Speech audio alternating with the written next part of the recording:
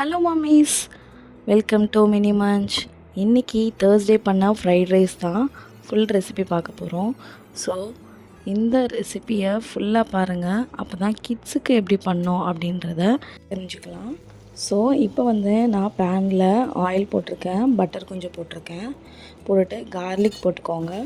So நம்ம broccoli சேர்க்கறதுனால case போன்ற பிரச்சனைலாம் இருக்காது. ஸோ அதுக்காக தான் நான் கார்லிக் சேர்த்துருக்கேன். அதுக்கப்புறம் க்ரீன் சில்லி நீங்கள் அதுக்கப்புறமா எடுத்துருங்க. நான் ஜஸ்ட்டு லைட்டாக காரத்துக்காக சேர்த்துருக்கேன். அதுக்கப்புறம் ஆனியன் நல்லா சாட்டே பண்ணிவிட்டு வெஜ்ஜிஸ் எல்லாமே ஆட் பண்ணிடுங்க. இதில் நான் கேரட், அதுக்கப்புறம் கேப்சிகம் ஆட் பண்ணலாம். பட் நான் இந்த காம்போவில் கேரட், கார்ன், அதுக்கப்புறம் ப்ராக்கோலி சேர்த்துருக்கேன். ஸோ ரொம்பவே டேஸ்டியாக இருந்தது. நீங்கள் இதில் பாஸ்மதி ரைஸில் பண்ணலாம், நான் இங்கே பாஸ்மதி ரைஸில் தான் பண்ணியிருக்கேன். நல்லா வந்திருந்தது. கிட்ஸுக்குமே ரொம்ப பிடிக்கும்.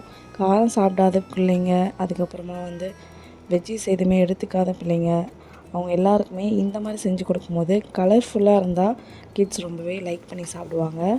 ஸோ கார்னை நான் தனியாக வேக வச்சுட்டு அதுக்கப்புறமா தான் ஆட் பண்ணியிருக்கேன். அதுக்கப்புறமா உங்களுக்கு தேவையான சால்ட் போட்டுக்கோங்க.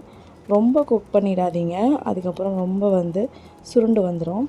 ஸோ இப்போ நான் ப்ராக்கோலி நல்லா ஸ்டீம் பண்ணி அதுக்கப்புறமா பிளான்ச் பண்ணி வாட்டரில் பிளான்ச் பண்ணி எடுத்திருக்கேன்.